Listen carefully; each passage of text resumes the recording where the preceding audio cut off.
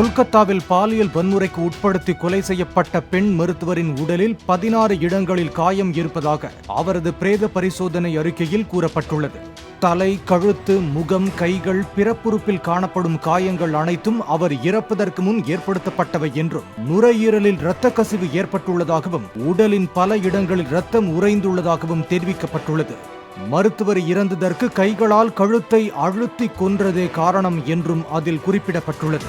இதனிடையே கொலைக்கு நீதி கேட்டு ஆர்ஜி கர் மருத்துவமனையில் மருத்துவர்கள் போராட்டம் நடத்திய போது மர்ம கும்பல் நடத்திய தாக்குதலின் பின்னணியில் மமதா பானர்ஜி தலைமையிலான அரசுதான் உள்ளது என்று கொல்லப்பட்ட மருத்துவரின் வழக்கறிஞர் பிகாஷ் ரஞ்சன் பட்டாச்சார்யா குற்றம் சாட்டியுள்ளார்.